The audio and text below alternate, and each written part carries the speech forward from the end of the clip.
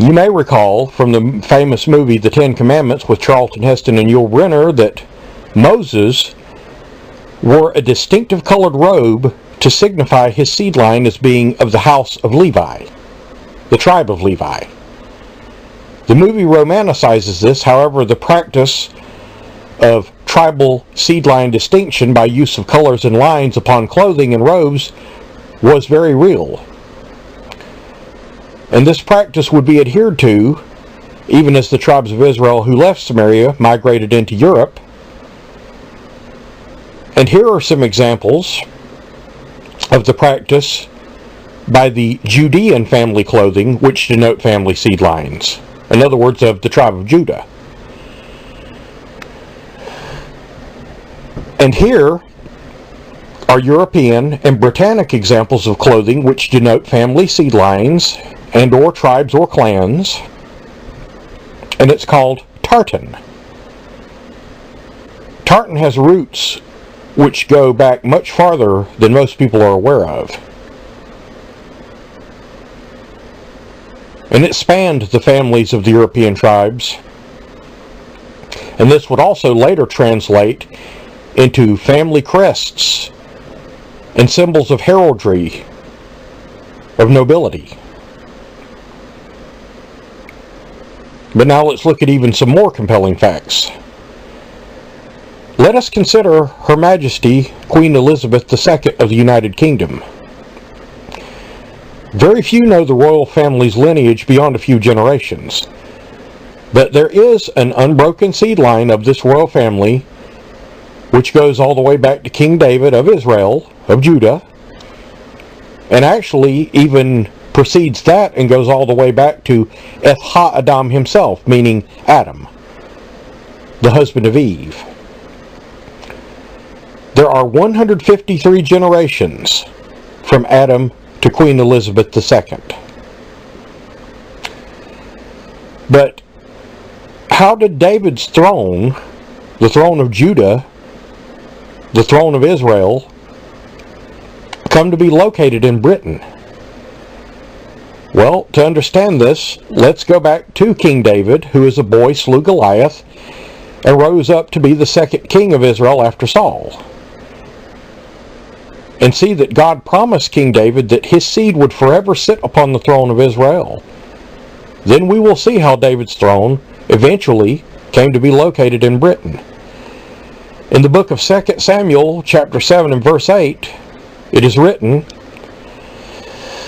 "Now therefore shalt thou say unto my servant David," this would be the words of God to Nathan, to Nathaniel, "Thus saith the Lord of hosts, I took thee from a sheepcote," in other words, a shepherd, "from following the sheep, to be ruler over my people Israel." Verse 9, "And I was with thee whithersoever thou wentest, and have cut off all thy enemies out of thy sight, and have made thee a great name, likened unto the name of the great men that are in the earth." Verse 10, "Moreover, I will appoint a place for my people Israel, and I will plant them, that they may dwell in a place of their own, and move no more. Neither shall the children of wickedness afflict them any more, as before time." This, of course, looking towards the future. Verse 11,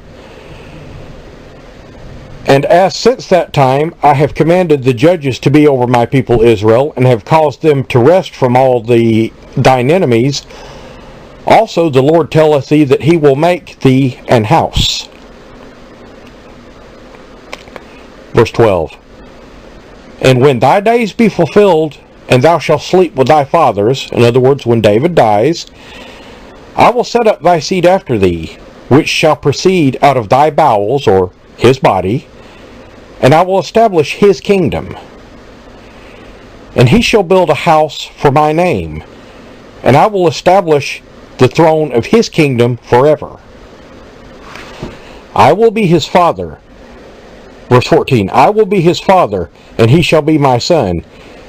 If he commit iniquity, I will chasten him with the rod of men, and with the stripes of the children of men." Verse 15, But my mercy shall not depart away from him, as I took from Saul, whom I put away before thee. Verse 16. And thine house and thine kingdom shall be established forever before thee.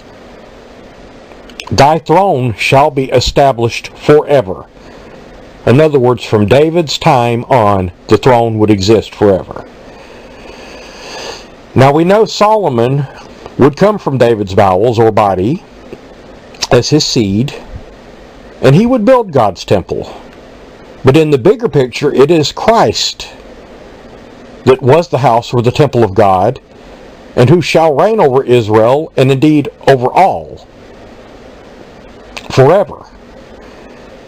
And though Christ did not commit iniquity, he would take on the sins of all, and suffer the stripes of the children of men in his scourging and crucifixion.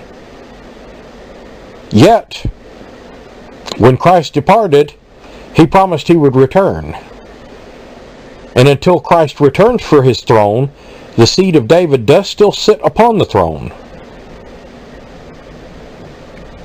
As Christians, who many are the seed of Israel, which have spread the good news, which was foretold, that the seed of Isaac would be a blessing to all nations. Now let's turn over to Isaiah 62, and we're going to read from there. Isaiah chapter 62, and verse 1, and it reads, For Zion's sake I will not hold my peace, and for Jerusalem's sake I will not rest, until the righteousness thereof go forth as brightness, and the salvation thereof as a lamp that burneth. Verse 2, And the Gentiles shall see thy righteousness, and all kings thy glory. And thou shalt be called by a new name, which the mouth of the Lord shall name. What name are we talking about here? Christians. For it was God that named Emmanuel, meaning God dwelling with man, referring to Christ. Verse 3, Thou shalt also be a crown of glory in the hand of the Lord, and a royal diadem in the hand of thy God. Verse 4, Thou shalt no more be termed forsaken,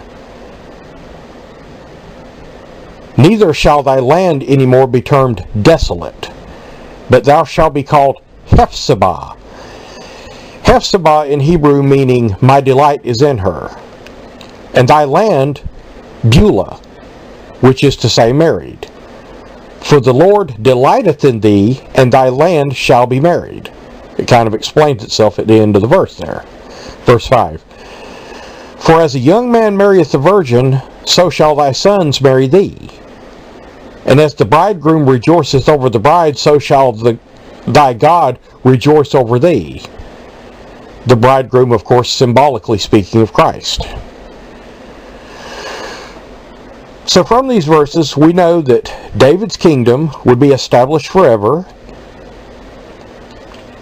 And David, of course, being the kingdom, or the king of Judah, and over that kingdom. However, we know in the book of Jeremiah that the kingdom of Judah would fall because of the transgressions of the kings and the men thereof. Because King Zedekiah, the last king of Judah, and the men of Judah hearkened not to God, which through Jeremiah had told them to remain in Judah and to go into captivity of Nebuchadnezzar, the king of Babylon.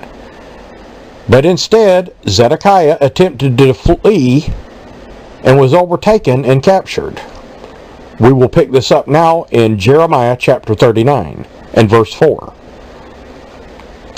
So turn over to Jeremiah 39 and verse 4, and we will read.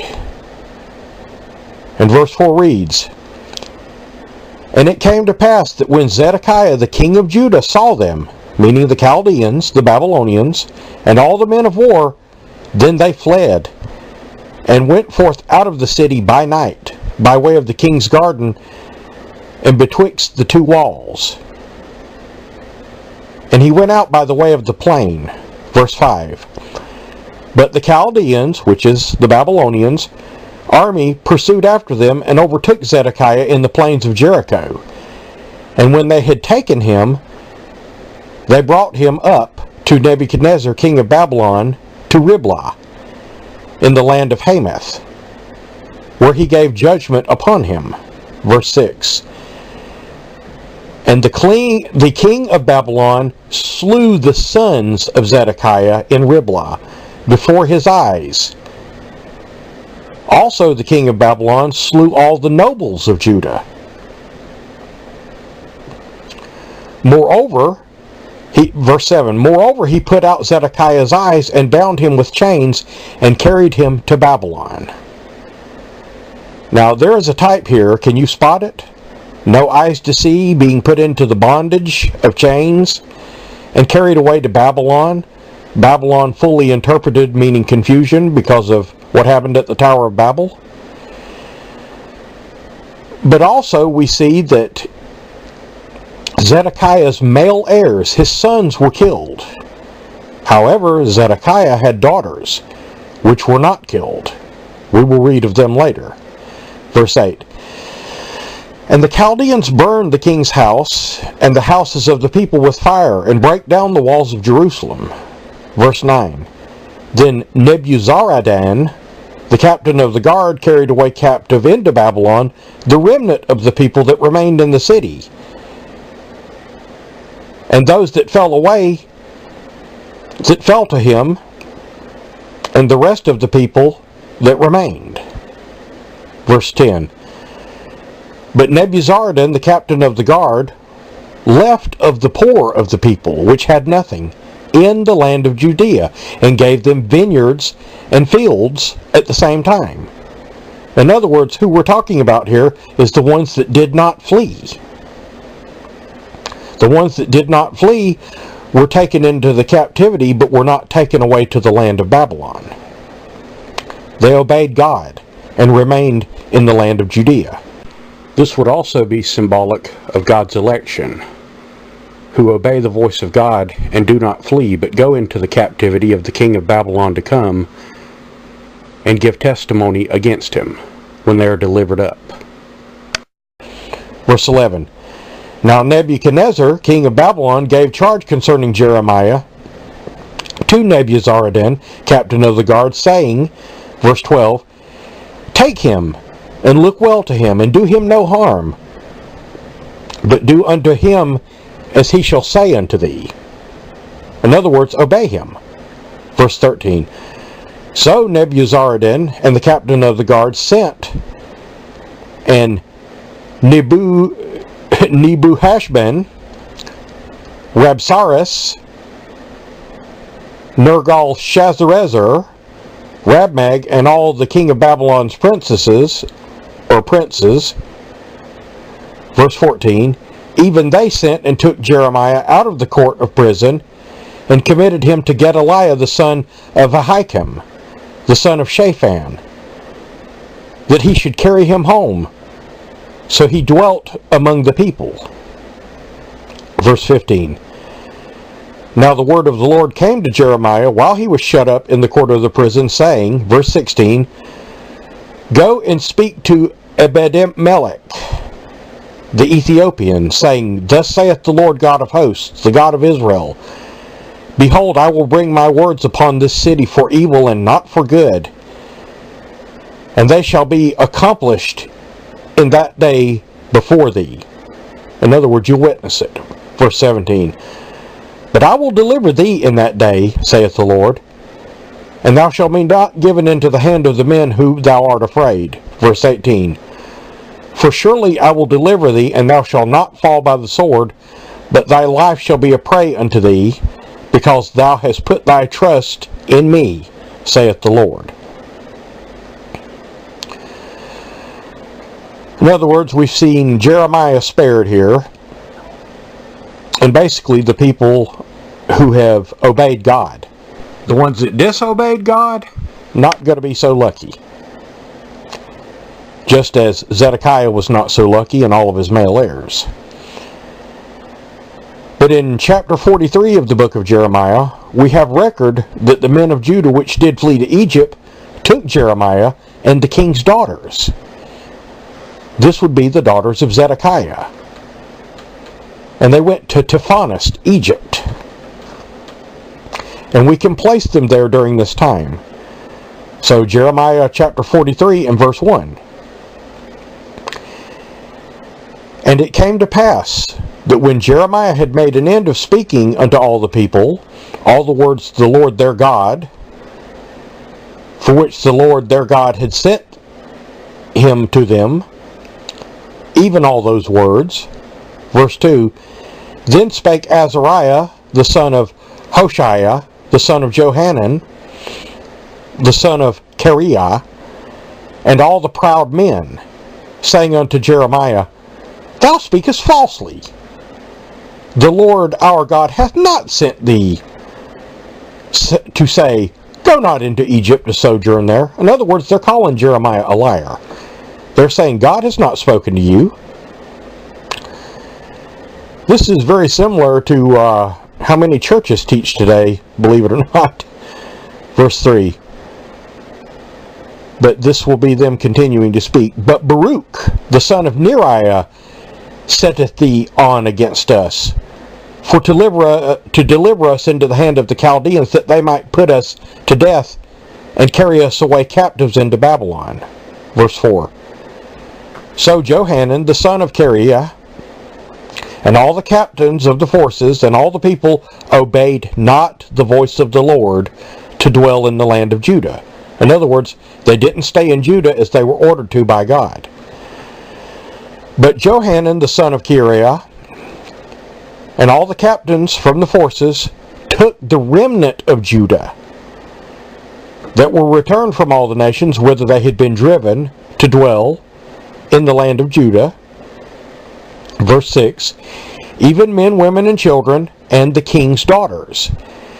And every person that Nebuzaradan, the captain of the guard, had left with Gedaliah, the son of Ahikam, the son of Shaphan, and Jeremiah the prophet, and Baruch, the son of Neriah. This would be Baruch, Jeremiah's scribe, quite frankly. Verse 7, So they came into the land of Egypt, and they obeyed not the voice of the Lord. Thus came they even to Taphanes. Now, we're in Taphanes, Egypt here. Jeremiah and his scribe, Baruch, the daughters of Zedekiah, and all these men. Verse 8. Then came the word of the Lord unto Jeremiah in Taphanes, saying, verse 9, Take great stones in thy hand, and hide them in the clay, in the bricklin, which is in the entry of Pharaoh's house at Taphanes, in the sight of the men of Judah. In other words, do it in front of them.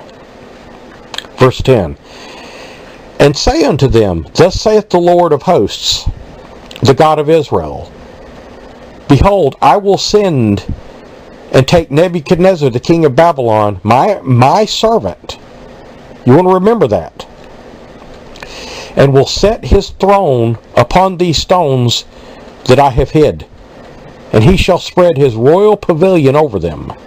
Verse 11, And when he cometh, he shall smite the land of Egypt, and deliver such as for death to death, and as such as for captivity to captivity, and as such as for the sword to the sword. Verse 12, And I will kindle the fire in the houses of the gods of Egypt, and he shall burn them, and carry them away captives. And he shall array himself in the land of Egypt, as a shepherd putteth on his garment.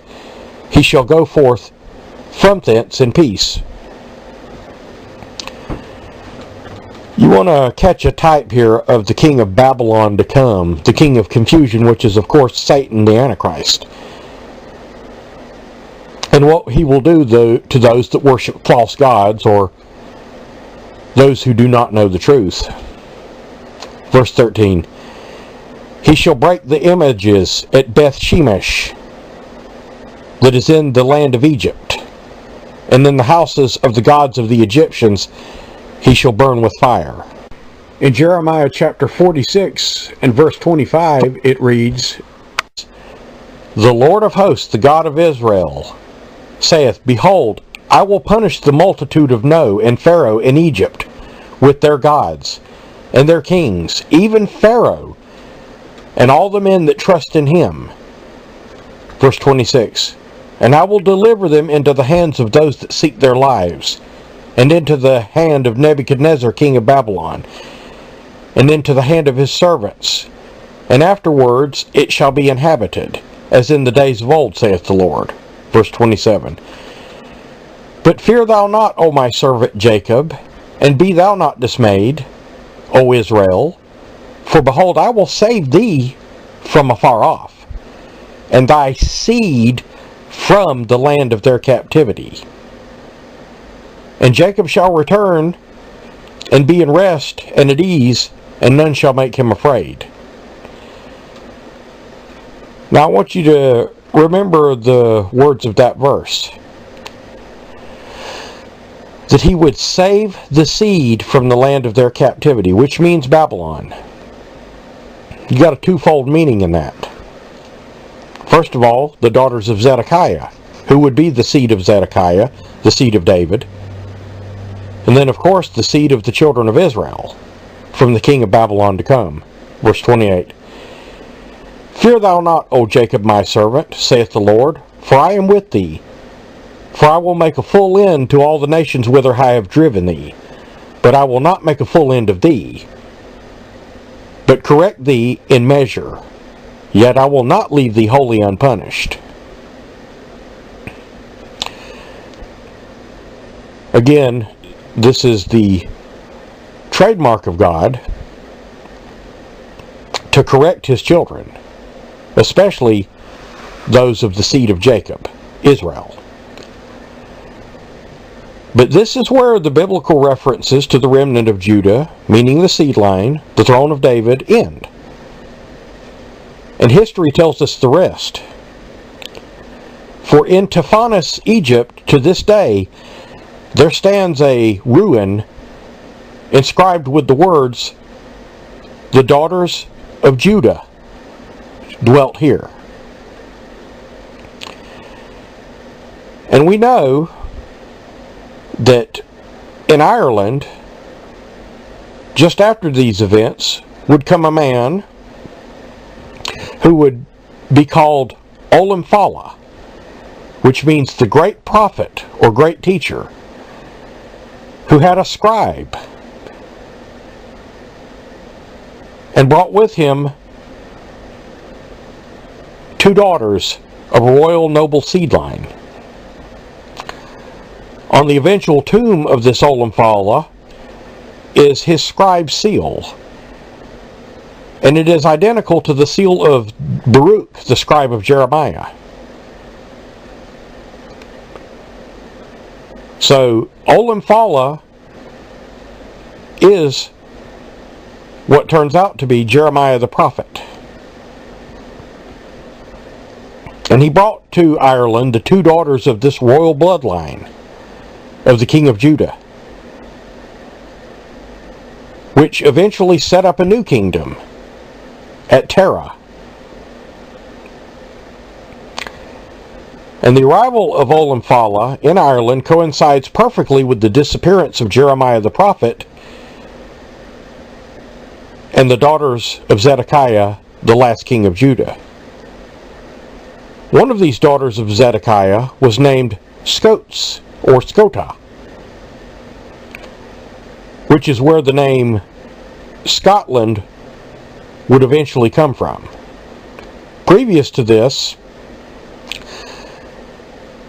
migration, the land of Scotland had been called Caledonia.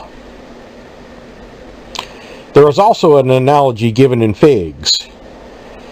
Figs in the Bible are always symbolic of Israel, the good fig, and the bad fig, as mentioned in Jeremiah 24, and that which is hidden, as in Adam and Eve sewed fig leaves together to try to cover their sin from God. But a fig tree is not planted by seeds. Rather, a shoot is cut off from the adult tree and is planted in new fertile ground and becomes a new tree. Much in the same way that this kingdom of Terah came forth from Zedekiah's daughters, which were cut off from Judah and planted in Ireland, but as God had promised, he would save the seed. And eventually, the kingdom would move to Scotland and then to Britain.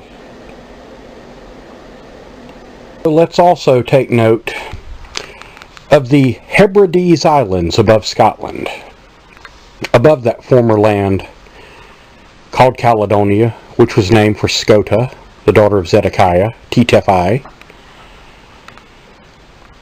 How do you suppose the Hebrides got their name? Comes from the same word, Eber, Hebrews. There are other pieces of evidence to support this, such as the Stone of Scone, which is also called the Stone of Destiny. This was the stone Jacob used as a pillar. It is the stone that he dreamed the dream of Jacob's ladder upon and anointed, which was kept with the tribes of Israel and by all the kings of Judah. It was one of the holy items. No doubt, whenever the tribe of Judah fell, it was carried with Jeremiah to Ireland, and then to Scotland, where it became called the Stone of Scone. And then eventually it was moved to Westminster Abbey, and placed in a throne there, where all the monarchs of Scotland and England and Wales and France have come and sat upon this very stone, again mounted in a throne chair, to be coronated. As mentioned in the Scottish Declaration, all of their kings had been of their royal native dynasty, not one of alien birth.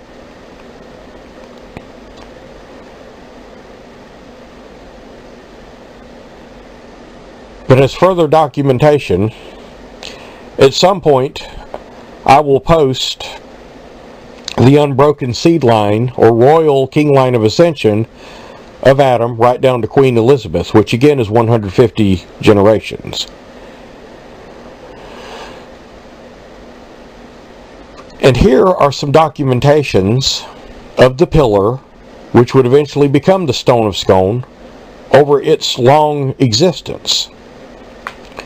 I might also add that pieces of this stone have been taken and tested, and its origin has been found to be the Middle East. It is from the exact land where Jacob had his dream. Tests have revealed that the stone came from the same location, that this stone is not native to Britain or even to Europe.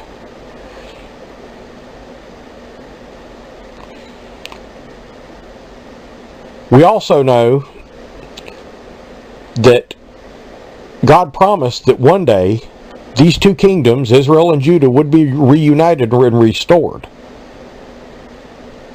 So now let's go to the book of Jeremiah chapter 50 and read a little bit from there. This will be to further document Israel's scattering. Jeremiah chapter 50 and verse 17. Israel is a scattered sheep. The lions have driven him away. First the king of Assyria hath devoured him, and last the king, and last this Nebuchadnezzar king of Babylon hath broken his bones. Verse 18. Therefore thus saith the Lord of hosts, the God of Israel, Behold, I will punish the king of Babylon in his land, as I have punished the king of Assyria. Now this next verse is future even to us. It has not come to pass yet, because only some of the tribe of Judah have thus far returned and set up a nation in Israel. This next verse concerns the millennium age and beyond. In 1948, though, as written in Jeremiah 24, there was the planting of the good and bad fig. Verse 19. And I will bring Israel again into his habitation, and he shall feed upon Carmel and Bashan, and his soul shall be satisfied upon Mount Ephraim and Gilead. Verse 20. And in those days, in that time, saith the Lord, the iniquity of Israel shall be sought for, and there shall be none. The sins of Judah, and they shall not be found, for I will pardon them whom I reserve. Now this obviously shows you that this cannot happen until the millennium, because man's sins are always many. But now we're going to go and look at the family crest of Queen Elizabeth II. We're going to look at some of the symbology contained therein. And we will also look at their forebearers' crests and see the symbology of this royal seed line. This royal family's origins extend throughout all the royal families of Europe. Indeed, even to Tsar Nicholas Romanov of Russia, the last king of Russia, or Tsar. The word Tsar is the same word as Caesar, as is the word Kaiser. Tsar Nicholas Romanov of Russia was a grandson of Queen Victoria. But now let's look at the royal family crest of Her Majesty Queen Elizabeth Regina Windsor, Mountbatten. As we look at this royal family crest, we see written in Latin the family motto, Dieu et mon droit, which translated into English means God and my right. Why is it their right? Or why is it Queen Elizabeth's right? Because she is of that royal seed line, as mentioned in the Scottish Declaration of Independence. Not one of alien birth. And look at the lion, symbolic to the English of England, which came down from Scotland and Ireland in heraldry. The unicorn, symbolic of Scotland.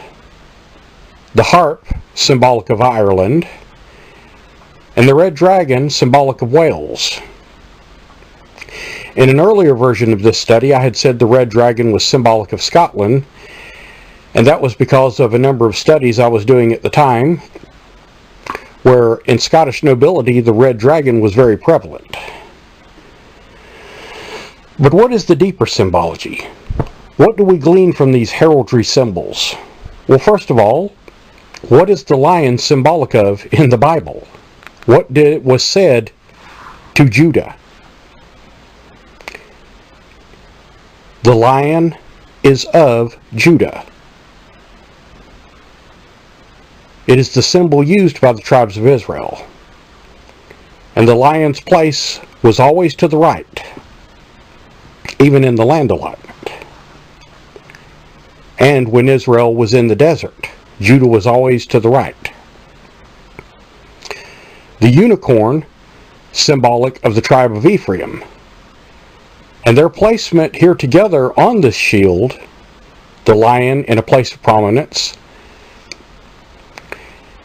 on the right-hand side, that is to say, if you're holding the shield, and the unicorn on the left-hand side. And their presence together, a symbol of unity or the marriage of these two.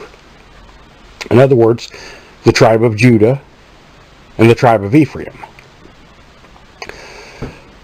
The smaller lion on the crown is symbolic of where this seed line began, back in the land of Judea, but there are two further clues. In Genesis chapter 9 we read that Judah is a lion's whelp, meaning a cub, hence the small lion on the crown. And the three lions on the shield are all crouching, as spoken by Jacob, who was called Israel when speaking of Judah. So then the three lions are symbolic of the tribe of Judah. The red dragon has several symbologies.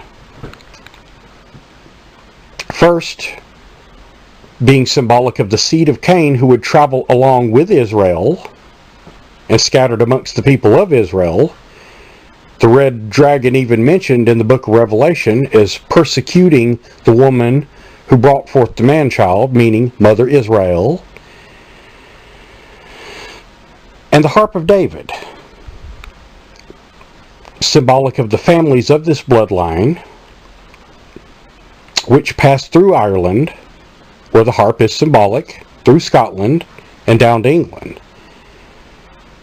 The two roses, symbolic and even used on the throne of David and Solomon, and the base firmly planted on a field of clovers, symbolic of Ireland, where this people came to dwell in the land of Terra, where this kingdom was replanted to.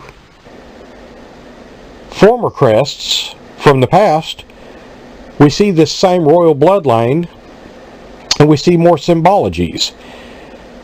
In the older crest of Queen Elizabeth Regina I, we see the standard of France included, which is not on the current royal crest except in Canada, because France is, of course, no longer part of the United Kingdom.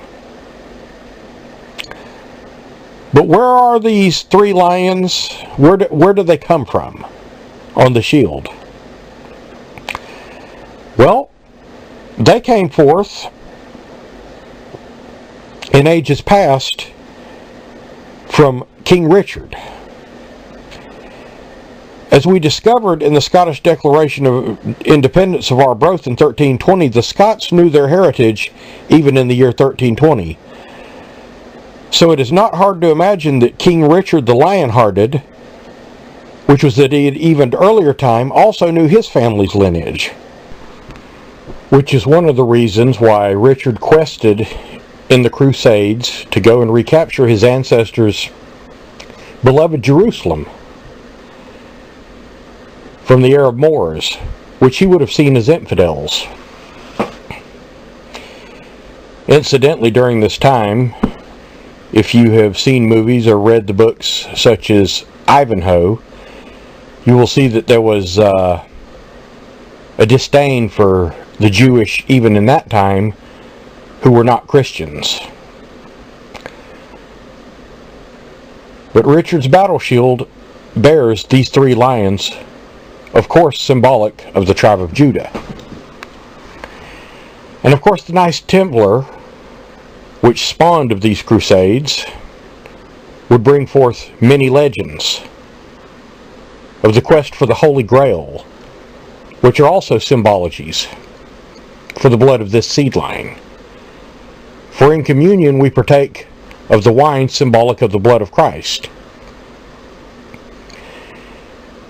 And the Holy Grail is said to be the actual cup used in the Last Supper for communion, which these knights sought after. But it's more likely that this cup was a symbology, in this case of the hidden seed line, the bloodline, which was lost to man's remembrance over the millennia, of this Judah royal scarlet bloodline of the royalty of Judah. Is it any coincidence that it would be a king of this seed line, King James, which would order the Bible translated in the year 1611? The royal family take part in a large number of ceremonies every year which commemorate the traditions of their Israelite heritage. Some of these are covered in the books by E. Raymond Capt called The Traditions of Glastonbury, The Stone of Destiny, and the Abrahamic Covenant. E. Raymond Capt was one of the world's foremost biblical archaeologists. There is also the book called Judah's Scepter by J.H. Allen. There is also a book called Tracing Our Ancestry, which is a little booklet which also outlines the migrations of the children of Israel. There are also ties that have been found between all of these people by Dr. Barry Fell, who was the world's foremost epigrapher. In other words, an expert on language patterns and the geographies they came from. And it would be through the vast British Empire that many of the ethnic nations would come to know Christ and hear the good news, as Britain stretched out to other nations and other countries and became colonies in Canada, in America, Australia, India, large parts of Africa, even China. Now finally, let's look to the Americas and the symbologies found there. According to what is commonly taught, America was discovered by Columbus in 1492. But it is now more widely known than it has been that this is not quite the truth.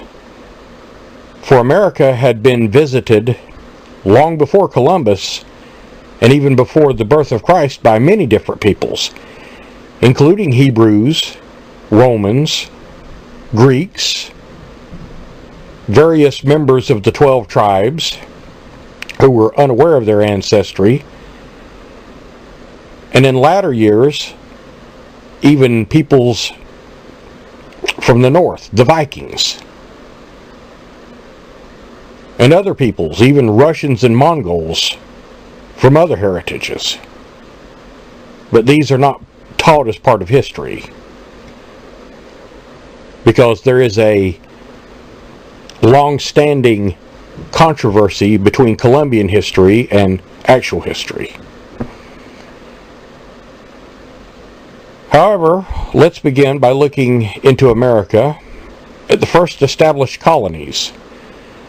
According to history, the first settlement in America was Jamestown, founded in 1607. Of course, named for the king, but the Greek translation for James is Jacob. Just another odd coincidence? Probably not. Britain established 13 colonies in America.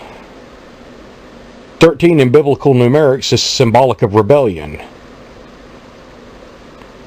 It's also symbolic of the tribes of Israel, if you count the half-tribe of Ephraim and Manasseh. And indeed, these 13 colonies did rebel and won their independence from Britain. But within less than 100 years, America had another war, the Civil War, where 13 Confederate states rebelled against 13 Union states for division of the Union. Israel fighting brother and brother once again, as they had done for centuries in Europe with the clan wars, the wars between England and France, England and Spain, and all the wars in Europe over land or religion.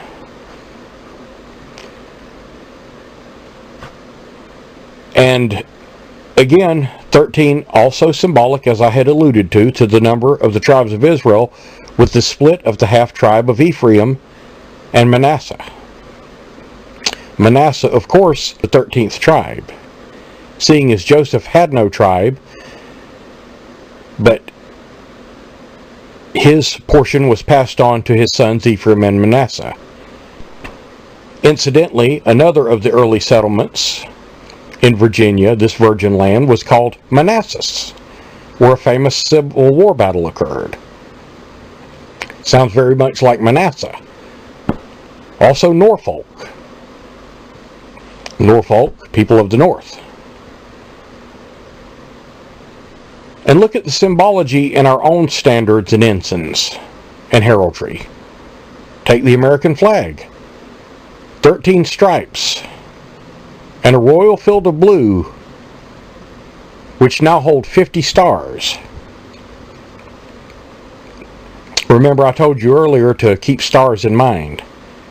The stars of heaven and the sands of the seashore. Have these people not crossed over many waters to reach this nation? This nation blessed by God because of our loyalty to Him? Our pledge says, one nation under God. Our currency says, in God we trust. And look at the Great Seal of the United States of America. There are many symbologies contained with it.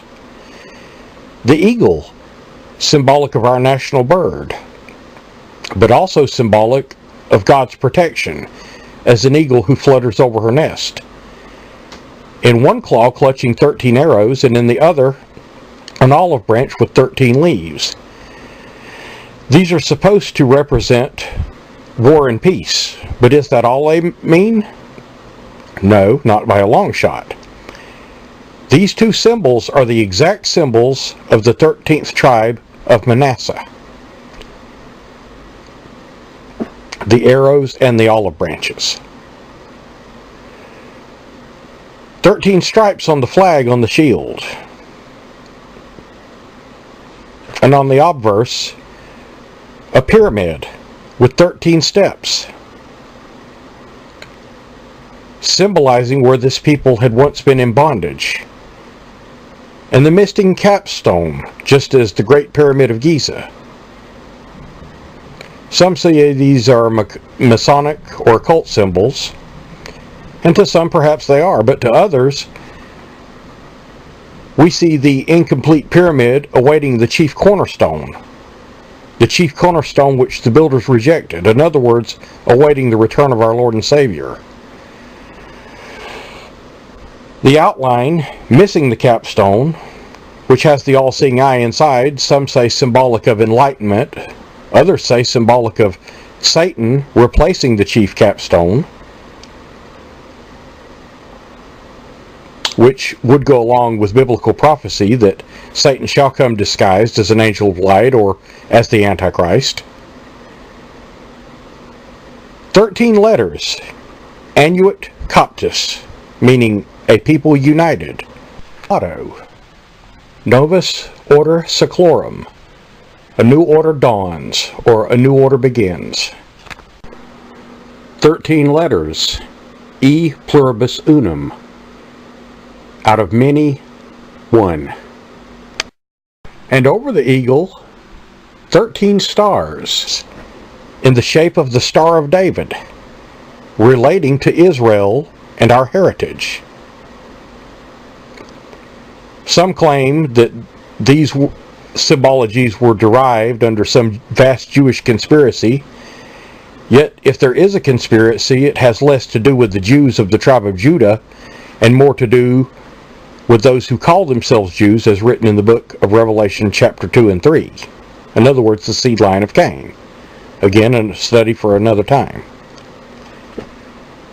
And speaking of stars, all of our military vehicles, from jeeps to motorcycles to tanks to planes, have always borne stars, as do many of our medals and rank insignias of our servicemen. Has God not fulfilled his promise to Abraham? Has he not multiplied the children of Israel as the stars of heaven and the sands of the seashore, as he promised he would, Abraham? Has the seed not been called an Isaac, so that they have been a blessing to the entire world? Have they not liberated nations? Have they not stalemated communism? Has not the gospel been published amongst all nations through the seed of his children of promise, as foretold by our Father?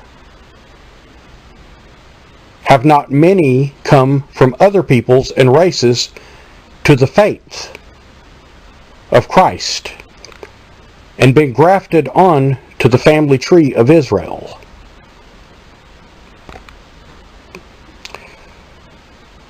Finally, let us read from Romans chapter 9, the words of Paul. Romans chapter 9 and verse 6. And it reads, Not as though the word of God hath taken none effect, for they are not all of Israel which are of Israel, neither because they are the seed of Abraham are they all children, but in Isaac shall the seed be called. Verse 8. That is, they which are the children of the flesh, these are not the children of God, but the children of promise are counted for the seed. Again, Israel is the prince that prevails with God, and without God he shall not prevail.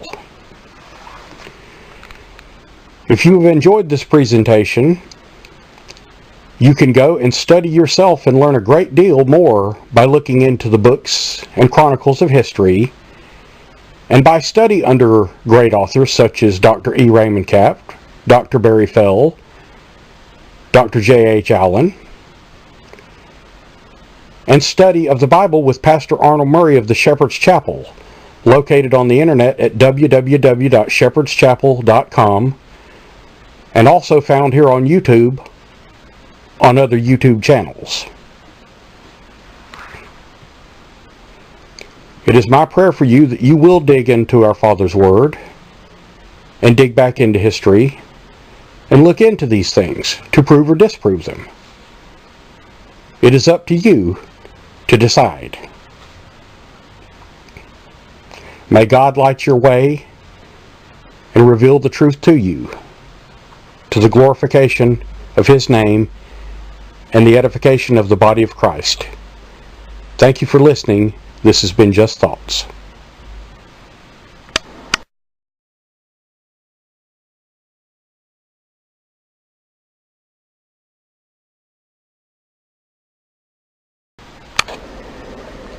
You may recall from the famous movie The Ten Commandments with Charlton Heston and Yul Brynner that Moses wore a distinctive colored robe to signify his seed line as being of the house of Levi, the tribe of Levi.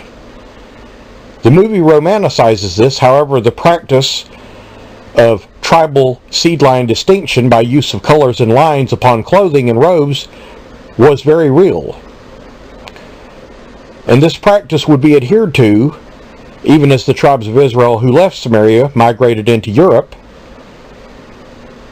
And here are some examples of the practice by the Judean family clothing, which denote family seed lines. In other words, of the tribe of Judah.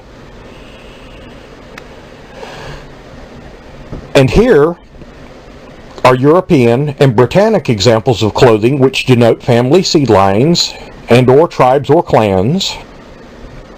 And it's called tartan. Tartan has roots which go back much farther than most people are aware of. And it spanned the families of the European tribes. And see that God promised King David that his seed would forever sit upon the throne of Israel. Then we will see how David's throne eventually came to be located in Britain. In the book of 2 Samuel, chapter 7 and verse 8, it is written, Now therefore shalt thou say unto my servant David, this would be the words of God to Nathan, to Nathaniel, thus saith the Lord of hosts, I took thee from a sheepcote, in other words, a shepherd, from following the sheep, to be ruler over my people Israel. Verse 9. And I was with thee whithersoever thou wentest, and have cut off all thy enemies out of thy sight, and have made thee a great name, likened unto the name of the great men that are in the earth. Verse 10. Moreover, I will appoint a place for my people Israel, and I will plant them, that they may dwell in a place of their own, and move no more. Neither shall the children of wickedness afflict them any more, as before time. This, of course, looking towards the future. Verse 11. And this would also later translate into family crests and symbols of heraldry, of nobility. But now let's look at even some more compelling facts. Let us consider Her Majesty Queen Elizabeth II of the United Kingdom. Very few know the royal family's lineage beyond a few generations, but there is an unbroken seed line of this royal family which goes all the way back to King David of Israel, of Judah, and actually even precedes that and goes all the way back to Adam himself, meaning Adam, the husband of Eve. There are 153 generations from Adam to Queen Elizabeth II. But how did David's throne, the throne of Judah, the throne of Israel, come to be located in Britain? Well, to understand this, let's go back to King David, who as a boy slew Goliath and rose up to be the second king of Israel after Saul. Ever. In other words, from David's time on, the throne would exist forever.